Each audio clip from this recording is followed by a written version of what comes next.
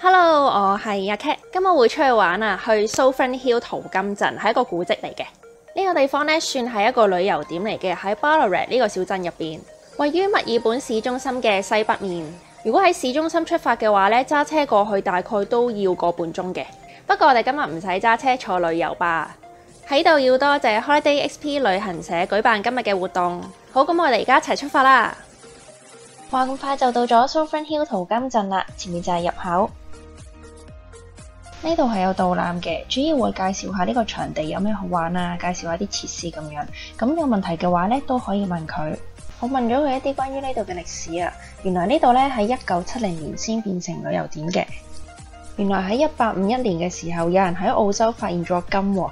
咁首先咧係喺新南威爾士州度發現嘅，之後喺維多利亞州嘅 Ballarat 同埋 Bendigo 都揾到金。澳洲嘅淘金潮咧就喺嗰個時候開始㗎啦，而呢一個金礦咧正正就係位於 Ballarat 呢個小鎮上邊嘅。呢度有好多建築都係具有歷史性嘅。呢座建築一半係酒店，一半係劇院，咁得意嘅，睇入去睇下先。一入到嚟對住咧就係一間餐廳嘅門口啦，隔離就係一個比較古老嘅劇院。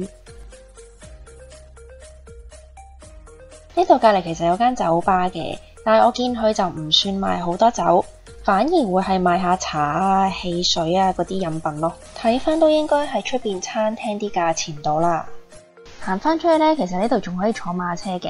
呢個係另外付費嘅活動嚟嘅，個馬車會圍住個場行一個圈。你哋睇下，好多人排隊啊！喺馬車附近呢，我揾到呢啲好細隻嘅馬仔啊，好得意咯〜同埋喺呢個場地入邊呢，間中都會見到啲井嘅，望落去應該已經冇水噶啦，但係都幾深咯。呢個位係另一個額外要付費嘅活動嚟嘅。呢個團其實幾蚊嘅啫，咁佢就會帶你落去地底嗰個金礦嗰度睇嘅。如果想落去嘅話呢，最好就係早啲過嚟買咗飛先啦。啱啱買咗飛呢，都要等大概個幾鐘啊。咁而家去睇住其他嘢先，一陣間再返嚟啦。而家就諗住上呢一座塔上面睇下風景啦。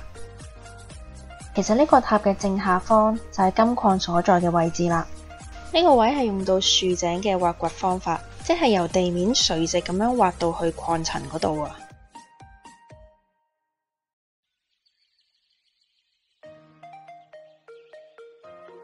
啱啱上咗嚟呢個塔，呢度啲風景真係超靚咯，係睇晒成個 Sovereign Hill 嘅鎮啦。咁同埋後邊呢，俾大家睇下，呢度就係後邊呢，就係 Ballarat 嘅市景啦，超正！呢邊係礦場，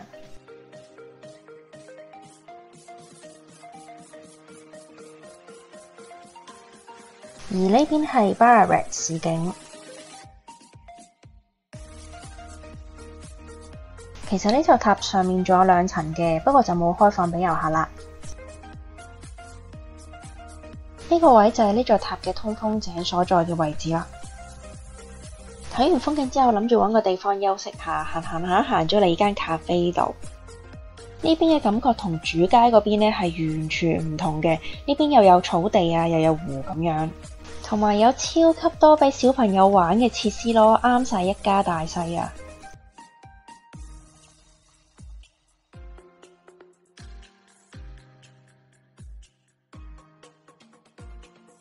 休息完，而家就行緊去淘金嘅地方啦。行下就見到呢度有個帳篷啦，原來呢度係一間學校嚟嘅，教人點樣挖礦嘅。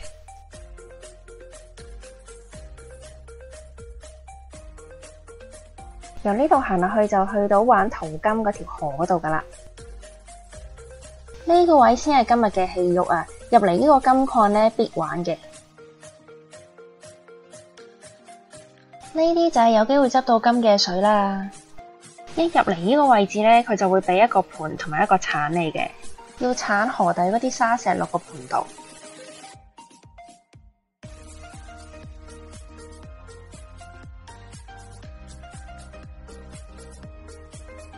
之後就可以咁樣睇下揾唔揾到啲金片啦。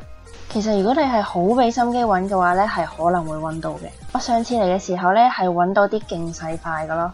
呢樽就係我之前揾到嘅金片啦，係超級微型嘅。大家咪見到個盤有條邊嘅，啲職員同我講咧，呢條邊係卡嚟卡住啲金嘅。我咁樣搖啲水，唔知你哋睇唔睇到啦？我喺現場嘅話咧，會睇到佢有好多金粉喺啲水度閃閃發光嘅。下一站嚟到呢個熔金嘅地方，佢哋呢度有個免費嘅 show 嘅，會將嚿幾公斤嘅黃金熔咗之後倒返出嚟咯。想睇嘅話咧，最好就過嚟 book 咗先啦。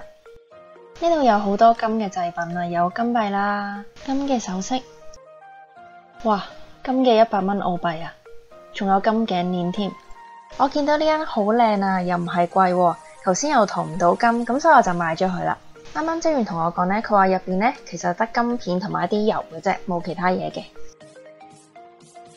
喺陽光下邊睇真係金光閃閃，好靚啊！呢度嘅工作人員大部分都係着住呢啲復古嘅衫嘅，可以揾佢哋影相㗎。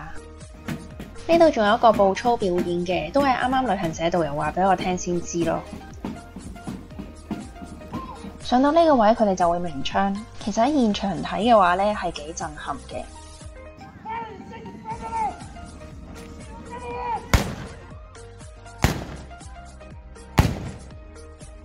咦，無啦啦見到一間中國嘅廟喎！原來當年澳洲淘金潮嗰陣時候咧，都有唔少中國人過咗嚟澳洲淘金嘅。哇！呢度有啲好似古裝劇入邊嘅雜貨鋪，仲有藥店啊！行咗入呢間以前嘅雜貨鋪入邊，睇嚟以前喺呢度開鋪嘅人都係瞓埋喺呢間鋪入邊嘅。仲有一啲當年中國人住嘅帳篷，真係有啲古裝噶喎。行咗咁耐，而家諗住去買啲嘢食。啱啱咧買咗 Gingerbread Man 啊，未食 lunch， 而家勁肚餓啊！望落去都好似幾得意。終於到咗要落去行金礦嘅時間啦，而家就要去坐嗰個礦車啊！呢個應該係個礦車其中一個組件嚟嘅。喺落去之前咧，呢個 My Tour 嘅導遊已經有同我哋講話，坐礦車嘅時候咧係好黑嘅。大家覺得係咪好黑啊？坐喺上面我就覺得有擘大眼同埋冇擘大眼都冇乜分別咯。大概分零鐘咧就落到去噶啦，落到去之後咧都係超級暗嘅。落到嚟咧即係有啲探險 feel 咯。導遊會一邊行一邊介紹關於呢個礦洞嘅歷史啦，以前啲人點樣掘金啊，同埋一啲設施嘅。呢度真係有好大嚿金啊！呢個位係模仿以前啲礦工用炸藥炸爛啲牆去到掘金嘅。大概行咗8個字9個字到啦，我哋就出返去啦。行返出嚟啦，重見光明啊！呢個景區咧其實有郵局同埋銀行嘅，咁而家入去間銀行度睇下啦。呢個表寫咗1851至到1854年嘅金價，呢度寫咗1盎司嘅金咧係賣到3至4英鎊嘅，而家比起嗰陣時咧貴咗幾百倍咯。銀行入邊咧有啲好大個嘅秤啊，我諗係嗰陣時攞嚟稱啲金嘅。呢本就真係正式嘅陳年舊賬啦。我見到一間鋪頭咧賣好多復古嘅衫啊，超級靚啊！而家一齊入去睇下啦。原來佢唔係淨係賣衫嘅，入邊仲賣一啲精品啊、擺設咁樣。佢哋啲香囊咧好靚啊，不過咧好大個咯。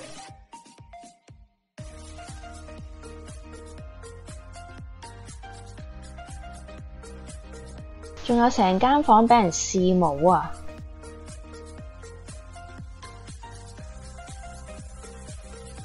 另一邊咧有呢一啲好靚嘅墨水筆，同埋好多男裝嘅帽。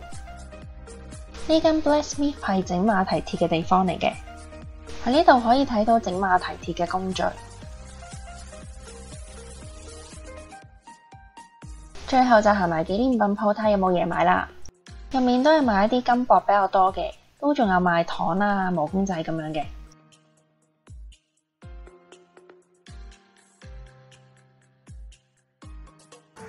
好，咁今日咧就行到呢度啦。如果大家中意我條片嘅話咧，就記得俾個 like 我同埋 subscribe channel 啦。拜拜。